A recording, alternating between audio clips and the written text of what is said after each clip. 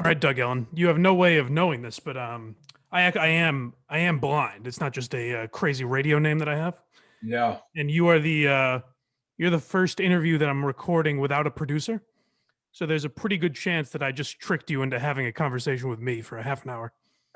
Well, hopefully you're okay, but whatever you need. Weirdly enough, you're the second blind podcast I've done. So What's the other one? um, My competition. yeah, his name is he actually played Division I football at Tulane. He's legally blind.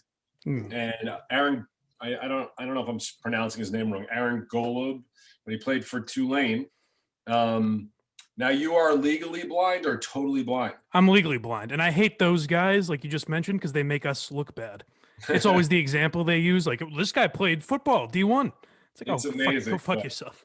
But now was this a condition you were born with, or? It was, yes. Yeah. Yeah, people are sick of hearing about that on there. I talk about it too much, they say. You know what? I'm not. I'm always fascinated in people who, we all deal with some stuff, but overcoming those things obviously is always impressive. So, well, the other thing I'm trying to overcome, and I'm listening to Victory the podcast, which is a great reliving the Entourage days, which we'll get to in a minute. But I've gauged, I didn't know a ton about you before the podcast, but I feel like you're very open on there. So one thing about me that I feel like you can relate to, there was before we started the podcast, there was a miscommunication about the time I fucked up the East and West Coast stuff. And I went from, that's amazing that Doug Ellin even responded to me. I loved Entourage. This is such an honor. And at 12:01, I was preparing the message I was going to send you about how disrespectful it was. That it was that quick a trigger that I was like, this motherfucker. You know what? I like that you like that. That's how Kevin Connolly, who's on the podcast with me, are. We get really angry when people don't respond quickly. But yeah, I'm pretty prompt. But and then you responded like, "Oh, isn't it 12 Pacific time?" And I was like, I didn't even think about the fact that you might be on the East Coast. I don't know why, but no.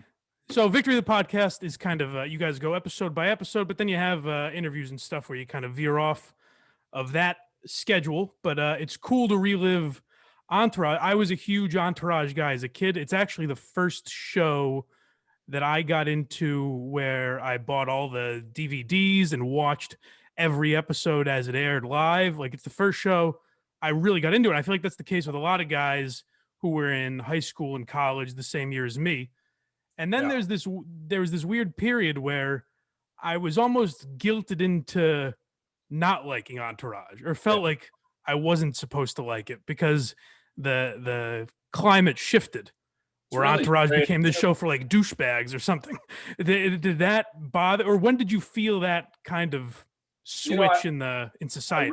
I really felt it when the movie came out, and yeah, of course it bothered me. And we talked about this on the podcast a lot, and I watched the Bee Gees doc. I don't know if you saw that, but they went through this thing. They become the biggest, biggest musical phenomenon in the world.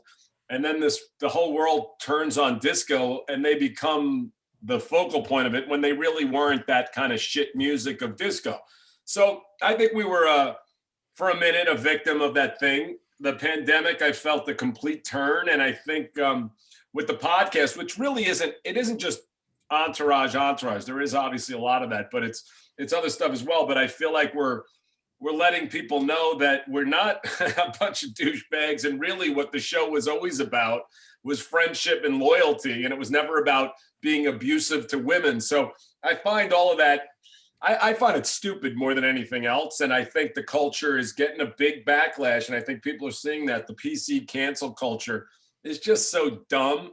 And it doesn't mean there isn't a place in this world for people to speak nicer and be kinder. But when you're talking about art, and I'm not even suggesting Entourage is art, but it's just moronic, the people who think they have the right to go in and talk about what's right and what isn't right and this and that. And, we're talking about it all the time. The Sopranos, where people murder people and beat up women, which I love the show, but that isn't looked at because somehow that falls under this guise of art. But Entourage was a show that was nominated for Emmys and Golden Globes every single year. And to watch it, fall into that bullshit is annoying, of course, Yeah, it's strange to me the people that really criticize it are kind of suggesting that Vincent Chase or any movie star wouldn't just fuck a bunch of girls. Like just a single actor who's attractive would not have sex with a lot of women, and it's like you're kind of just ignoring reality, whether it's right or wrong. I mean, I don't give a shit about that, but it was pretty accurate to what the time was, I feel like, in Hollywood. But by the way, anyone can go back and look at how many women Vince was actually with during the course of the show. I can assure you it's about 3% of what any famous movie star is actually with. And that wasn't the focus of the show. So right.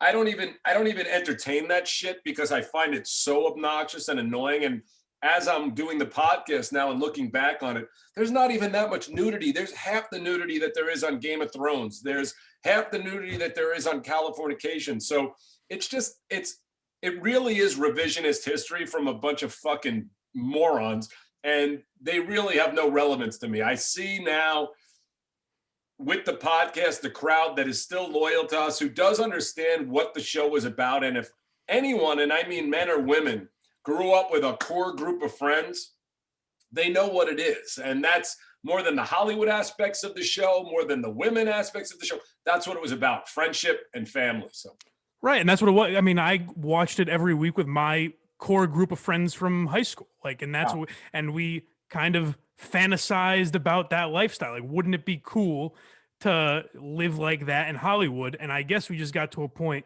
where you're not allowed to think that anymore.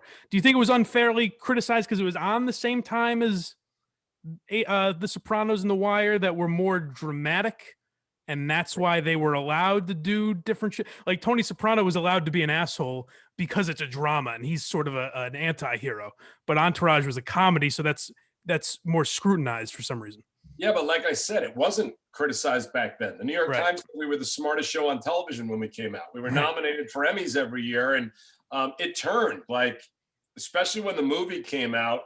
And, we had Jordan, we'll air it soon, but Jordan Belfort, The Wolf of Wall Street, was on Victory, the podcast. And we talked about, okay, really, isn't Wolf of Wall Street kind of like a extreme Entourage? Isn't that what it was? Couldn't the Entourage guys have been stockbrokers from Queens, like a lot of my friends growing up were? And couldn't they have been assholes like that? There was nothing on Entourage that ever did 1/1,000,000th of the shit they did on Wolf of Wall Street.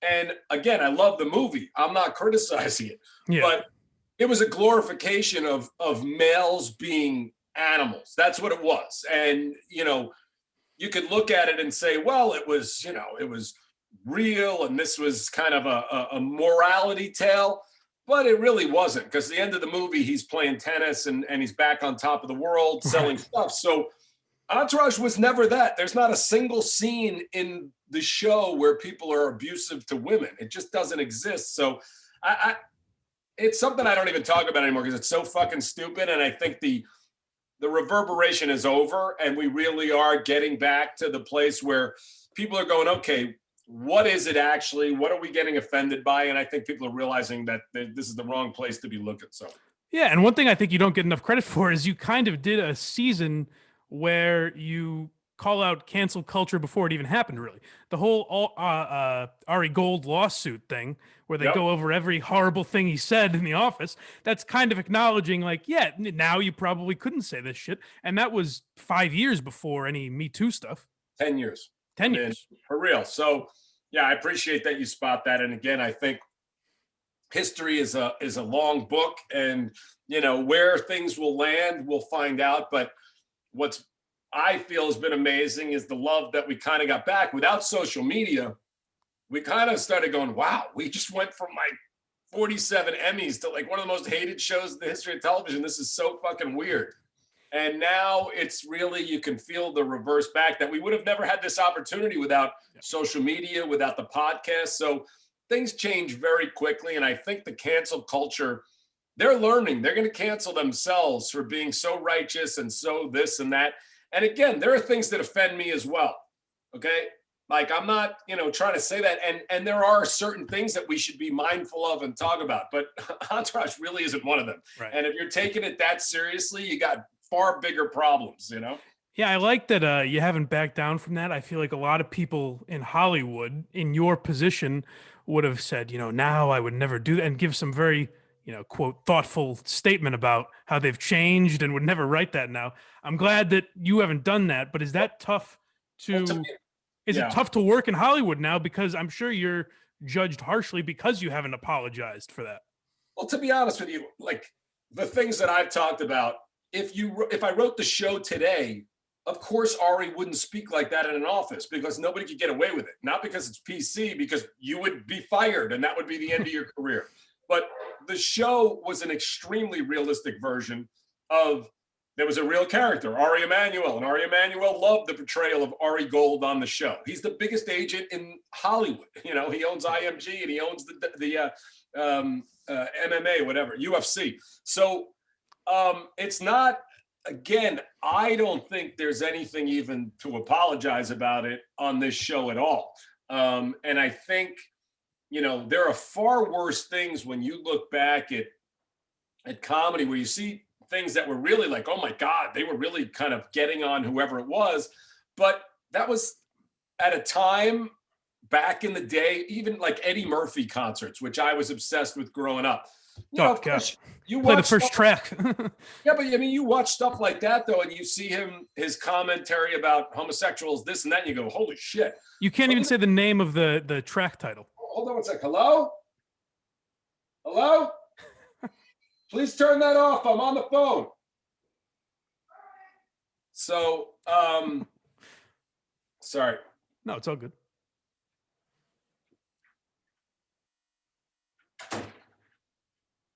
So, I again, it's so dumb to me. It's just idiotic, and it's telling all the people, in Hollywood at the time. That's the worst part. Some of these fucking Hollywood people who are so PC. Those are the ones that voted to nominate us for Emmys, Writers Guild Awards, Producer Guild Award, BAFTAs. So, as I said, they can all kiss my ass. I could give a shit what any of them have to say about it. And again, there's nothing in there that I go, holy shit, this is that offensive. I don't see that at all like that. And I actually find the people who are talking like that far more offensive because I don't know who the fuck they think they are, that they get to dictate what people are allowed to say and what they're not allowed to say. And the world now, which is so great about these podcasts, you can go do one, or even making films, distributing them yourselves, putting them on the internet. Democracy will decide what people like and what they don't like. It's just that simple. So listening to Victory the podcast, I've noticed kind of a shift where at the beginning you were basically telling Jeremy Pivon to fuck off with this reboot stuff, and it feels like you're kind of coming around a little bit. Like if that was presented to you, you might consider it more. Is that the case or no? Like, listen, I'm not a moron. If someone came to me and offered me a lot of money to go work with a lot of my best friends again, sure, I'd consider it. It's not something I think about ever. Now with the podcast, so many people are coming at me about it, but I got a new show I'm supposed to be shooting in London next year. That's my priority along with the podcast. But if it were to come together again without me having to go chase around town and go, hey, here's my idea for the new Entourage show. So I think HBO is crazy not to want to do that, but they'll have to think about that themselves, Yeah, that new show, when I saw it promoted that you were doing a new show, the way they sold it was like, hey, it's Entourage, but in soccer. Is that kind of how you see it being, or is that just what they label you with? Again, it's like, the labels of this, 8 years ago, I got Viola Davis to do Harriet Tubman way before the movie that came out. And the cover of Variety had some bullshit like, should Doug Ellin be allowed near Harriet Tubman? All I was going to do, I read a book. I thought it was amazing. I found who I thought was one of the greatest actors in the world before she won an Oscar and an Emmy. And I said, you know what? I'm not going to write this. I'm not going to direct it, but I would love to see this get made because it's something that's passionate to me. It's something I care about. So the town labels you in whatever way they want to until they don't.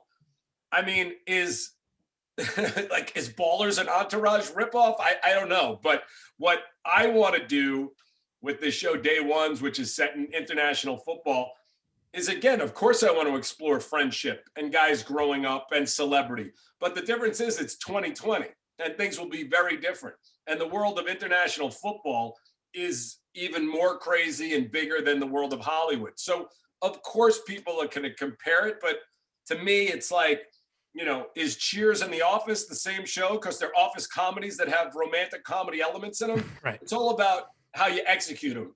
That being said, if I was so lucky that Day Ones was to be as liked and successful as Entourage, and people want to compare it, great. Hopefully it'll have my voice and my POV, and hopefully I'll be lucky enough to get actors as great as the ones that I had on Entourage. So that's the plan. Where's that going to air? Or are you not allowed to say yet? You know what? It's independent right now. Matthew Vaughn, one of the great directors in the world, did The Kingsman and Layer Cake and produced Snatch and other things. He's going to direct the pilot and he's financing it. So the plan is to make it the way we want to make it and then, see what people think. So, okay, cool. Yeah. Yeah, make sure you look out for that. You originally went out to LA as a stand-up, is that right? I originally went out to LA because I didn't know what to do. I graduated Tulane and I wasn't going to law school, which was the plan. So I started doing stand-up when I got here. And that was the start. I didn't have a real plan. I didn't know anybody here when I got here, except I met my wife-to-be on the phone. She was literally the only person I knew in LA. So went from there. How much stand-up did you do? I did amateur nights for about a year and a half, and I did that to raise money for my first short film. I did my first short film. It got me into film school. I went to film school for a year, and then I came out. I got my first paying job in the directing business, which was a movie called Fat Beach. That was about a $75,000 budget, but it was a job, and that's where it went from. As I've noticed that despite some people criticizing the show, Dice still gives you guys so much credit. I forget where I heard him recently, but he credited you for kind of rejuvenating his career a little bit. Yeah. I guess as a fan of comedy, does that mean a lot to you? Oh yeah, I mean, you talk about cancel culture. I mean, Dice, anyone. One of the first. But you're a lot younger than me. But Dice, in when I was in high school, Dice became the biggest thing on the planet Earth. Right. And as New Yorkers, obviously we loved them. But Dice, I think there's Dice, Eddie Murphy, Dane Cook, and maybe one or two others that have ever sold out Madison Square Garden on consecutive nights as a comic. Mm-hmm. And then Dice ran into the first wave of cancel culture. People decided that, that was no good anymore. So Dice's talent has never been in question, but it's what people want to perceive of him. So Dice gives me a lot of credit, which I thank him for. But when I put him on the show, as I tell him, I didn't do it for him. I did it for me. I thought he would be great. And amazingly enough, Woody Allen saw him on the show, which is pretty cool, and put him in Blue Jasmine. And then Scorsese put him in, I forget what. But anyway, all of a sudden things went great for him. And I appreciate his kind words, but he was awesome. So. And then the other thing I wanted to ask you about pre-Entourage is you said you got the job on Entourage from writing a spec script of Curb. Yeah. Is that right? Yeah. Yeah. I mean, do you have that still, or do you remember what the plot of that was? I'm very curious. I have it. I remember it very well. I wrote it in no joke in an hour because it was based on something that happened to me. And the plot was, as I remember it very simply, it's so weird how many things of my life come into this. But when Rob Weiss, who worked on my show, directed a movie called The Monk's Friends, which became the hit of Sundance Film Festival 90, 91. And he had a premiere, and I already had a ticket booked on the airlines. I called up the airlines, tried to change it, and they gave me a hard time, as they often do, and I got a little loud and said something, whatever. My mother was my travel agent, and they fucking called my mother. And my mother, rest in peace, was a very strict conservative woman. And she called me the airlines called me and said, you said this and that. And I was like, is this a joke? The airlines called my mother, whatever. But I was 21 years old with no money and had to lie to my mother and tell her that it wasn't me. I lost my ticket. Anyway, it went into a bunch of other things, but I pictured. And it's weird because a lot of people over the years have said I kind of have similarities to Larry David. But when I was 22, I didn't really even know who Larry David was. So, right. But now as a 35-year-old, whatever it was at the time, I used that story and imagined as if Larry David, it was happening to him. So that was what I wrote. That would be a cool, I guess it doesn't directly relate to Entourage, but that would be a cool table read or something like that. if you were able to pull that off. I don't think Larry David would do it, but honestly, you could probably get like Jeff Garland to do it or something. That'd be pretty cool. Right. I mean, Larry probably wouldn't do it, but I don't think so. I'm gonna get Larry on the podcast at some point, and Jeff as well. And we had Larry Charles, who was executive producer on Seinfeld, Curb, and Entourage on as well. So, but we want to do a table read of an Entourage script that never got made. That was before we really solved who the characters were, which when it was still me thinking about Wahlberg and his crew, and they were a little tougher and a little edgier than the group that ultimately ended up in the show. So we want to do that with the guys. That reminds me of one thing I wanted to ask where I don't remember where I heard this, maybe in one of the DVD commentaries or something, but I thought I remember hearing you say that at one time you didn't think you could cast Vince because how are you going to find a movie star that isn't already a movie star? And one of the plans was to maybe shoot it so that you never saw Vince. Was that a legitimate, like, how close was that to actually happening? I mean, it was never close in my mind, but that was legitimate suggestions from HBO. And I was like, you know, me and people I was working with were like, this will be a disaster. But it seems like it'd be extraordinarily difficult. it's not a good idea, but it shows how difficult it was to cast Adrian, who was amazing. But Adrian wasn't even what we were looking for. We were looking for Wahlberg, and there's not a lot of Wahlbergs. A guy like that with that kind of energy and that kind of talent. And Adrian obviously was great, but in a different way, not the athletic kind of alpha male. And I think that actually worked in our favor that we got that kind of guy, but that was definitely not what we were looking for. And it was very challenging. We spent 6-7 months trying to find Vince, and there was no second choice.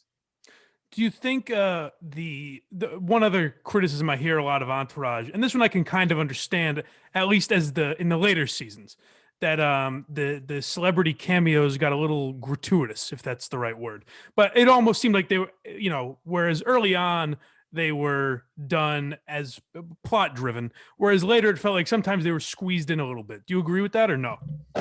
I don't even give a shit. I don't know. I really don't even spend my time. Let me tell you my thoughts on your work, Doug. Yeah, but you know what it was like when I was screening the movie at Wahlberg's house. He calls me up. He's like, "Come over and watch the movie." And I get there, and Kevin Durant is fucking sitting in a chair over there.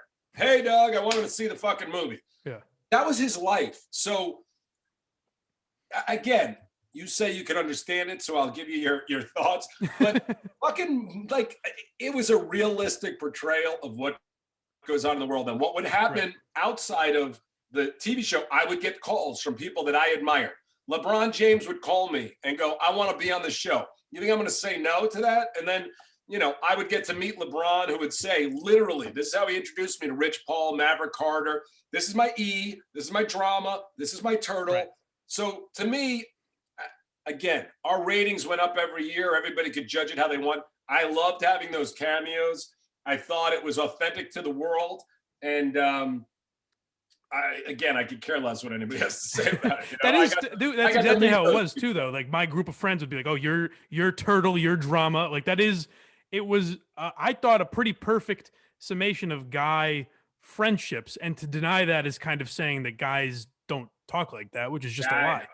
Again, like I said, you know, you could jump on the bandwagon with all these idiots that wrote up these pieces and this, but they're irrelevant to the universe. They're a bunch of hacks and whatever. Again, the show is what it is. It was nominated for an Emmy almost every year, for a Golden Globe as well, for Writers Guild, Directors Guild. So it's just, it's stupid, but everyone gets to judge it how they want it. And in 20 years, I don't think people are going to go, "Oh, Matt Damon was on. That was a little inorganic," or "This one was." I just find it stupid. So right. Was there anyone you wanted to get on but couldn't? Michael Jordan, Jimmy Page. Well, I mean, like that came close, I guess I should say.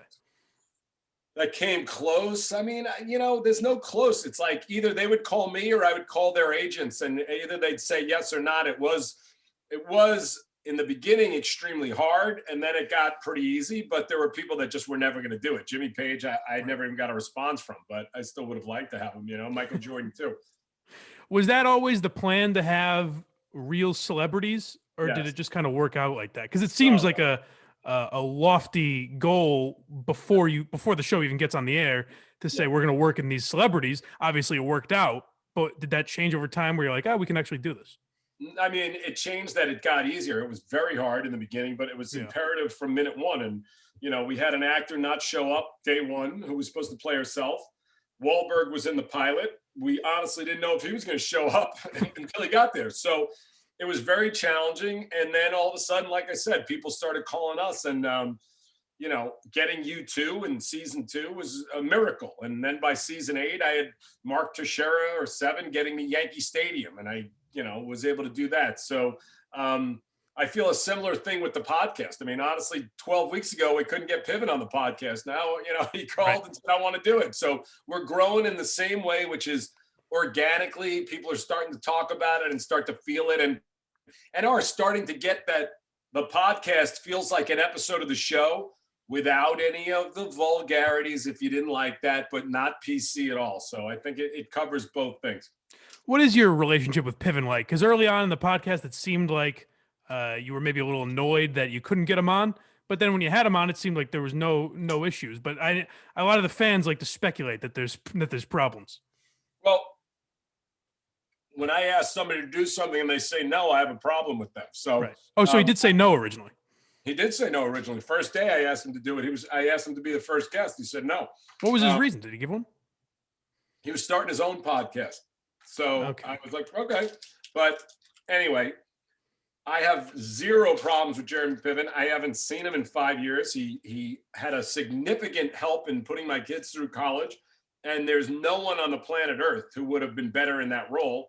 So, but I wanted him on the podcast. And my belief is everyone who was on my show, when I asked them to do me a favor, which is rare, they should respond. That's how I felt about it, and whatever. So now he came on, he was fucking great, and all is good. And again, I understand him. He wanted to launch his podcast. Maybe he didn't want to do it. Maybe he didn't know if we would have any idea what we were doing. So, but there's no issues at all. What was the Seth Rogen beef about? I remember him taking shots at you, but how did all that start to where it ended up a whole episode about how ugly Seth Rogen is? Right. So I think it was only a couple of lines. What happened was Seth Rogen, I was a fan of. I saw the show Undeclared when we couldn't cast Turtle. Now, I was obsessed with that. They had to be 4 New Yorkers, but we just couldn't find the actors. So I said, there was this kid on this show Undeclared that maybe we should look at. He's really funny. That's my experience with Seth Rogen. Right. Cut to 6 years later, we have a pretty successful show on HBO, and I'm flying with my young son, who played Ari's son on the show. And there's Seth Rogen on the cover of GQ, I believe. So I picked up the magazine because I was a fan. I opened it up on the plane, and he says something that he wrote a show for HBO that didn't get picked up, and they pick up garbage like Entourage. And I was like, why is this rich motherfucker going after us years after the fact? So I wrote that scene. So again, I did not like cause any problems with Seth Rogen. He took an attack at us. I wrote a scene, and then later he said something like, I don't know Doug Ellin, but I know he's a moron. And I said, no, you don't know me. So you don't know I'm a moron, but I've seen you and I know you're ugly. That was the end of it. But as I said, Seth Rogen has got 400 million fans, has exceeded my career by many times, but I'm not a person who spends my time trying to attack people under me. I find it fucking gross. And that was it. But I still am a fan of his as a person. So as a talent. So he's one that's become super PC. Like he said, he's actively trying to have less white people in his movies, and he wouldn't go to Sirius XM because Steve Bannon did a show there or something. Yeah, well, I haven't heard enough of his commentary to get into it. I did hear some shit he said about Israel, which I was not a fan of, but I don't know about that. But Steve Bannon is definitely a jerk off, so I would be on with him about whatever that is. But again, Seth Rogen has got 400 million followers, and I don't need any fucking beef with the guy. But really, that was a reaction to a comment he made, not that I did. Do you think that's? Seth Rogen has just use anyone as the example, but do you think that's tough? Like over the last 4 years, I've seen a ton of comedians on Twitter do such a shift where they feel like they have to talk about politics. Do you think that's hurt comedy in a way where now we almost expect like, maybe in your new show that's coming out, people will expect some sort of social commentary. Do you think that's hurt comedy at all? No, because I think the great comedians were always at the forefront of social commentary. Now some do it well, like Chappelle, and some don't. But Right.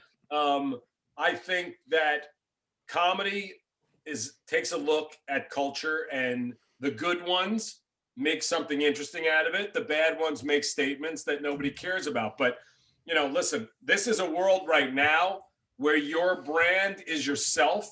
And I have no problem with people giving what their political thoughts are. And listen, I think Steve Bannon's a bad guy, and I have no problem with Seth Rogen saying it, but we all fall on different sides of the political aisle. For me, the show I'm doing will have nothing to do with politics, just like the podcast has nothing to do with politics. It's just not what I want to spend my time on. And I'm not a social commentary guy, but I would like to, again, focus on what the world is like today. That's what interests me, what guys or women are going through at the moment. And that's kind of what interests me about Entourage, looking at that world in a very realistic way, circa 2003. And whether in 2080, people will look at it and go, what were these Martians? This doesn't feel real. Or will it hold the test of time? We have no idea, Yeah. Doug, I appreciate your time so much. I know you got to go, but I have two quick questions. Yeah. One about Entourage, one about the podcast, if you have time. Yep, go ahead. One is, I've always wondered this, and I can't believe I get to ask you yourself why this was. But I loved the Entourage movie. But at the end, am I correct? Johnny Drama wins a Golden Globe, not an Oscar, right? Yes. Why was that? The biggest reason is we had connections with the Golden Globes. We could get on the stage, we could get in there, and we couldn't with the Oscars. So that was the biggest reason, Yeah, obviously the Oscar would have been, the creme de la creme, but we were able to pull it off. They were great to us. We were nominated for 6 Golden Globes and 0 Oscars. So we were able to get that going. Oh, do you need their permission to do that? Yeah, I mean, everything that I tried to do was really real. So we shot at the Golden Globes. That was shot during the actual day of the Golden Globes being filmed. So we're on the red carpet with the real talent and the real people. So to me, that gave it the same kind of good feel as when we were at the Cannes Film Festival. We're literally at the Cannes Film Festival on the red carpet. The guys, Vinny Chase is next to George Clooney, Angelina Jolie, etc. So to me, it gave us a real vibe, just like the Laker games when we'd be shooting and Kobe'd be really there, so. Okay, that puts my mind at ease. And then the podcast question I have, I guess more of a suggestion maybe, or what I'm hoping you'll do. Yeah. Will there ever be an episode where you do a watch along of the film Gotti with Kevin Connolly? Yeah, I don't know. Maybe that's a Connolly question. Listen, that's another thing. People want to go criticize like a movie. I know. No, but I'm serious. It's like, no. And again, you can't say anything because the movie is what the movie is. But the budget of that movie was cut in 70% off within weeks before it was shot. And there's no director on earth that could have done it. But Connolly had, honestly, one of the great actors in the world in John Travolta. He had an amazing screenwriter, Len Dobbs, I think his name, who's made some great movies. So, it's not on Connolly to me, but it is. So, but we probably will not do that. All right. Fair enough. Doug, thank you so much, man. Like I said, Entourage was my childhood. It's up there with Seinfeld and Breaking Bad for me. So it's a fucking classic, and I appreciate you coming on. And by the way, I know you love people DMing you on Twitter. So Mr. Doug Ellin on Twitter, and he'll just do your fucking podcast. Just message Victory the Podcast. Just follow that. That's where you get responses from. Victory the Podcast on Instagram. But thanks so much, man. I appreciate it. Thank you, man. I appreciate it, Doug. Happy New Year. You too. All right, man. Thank you. Hey, thank you so much, buddy. I appreciate it. I can't believe you came on, honestly. So I appreciate it. My pleasure, man. And I do mean it. Like, I'm not saying you have some handicap, but I really do appreciate that, you fucking have to overcome that. I know it's, I'm sure it's your natural state now and it doesn't affect you at all, but it's still always impressive to me. So best of luck with everything, Oh, thank you, man. And I wasn't trying to fuck you with the Connolly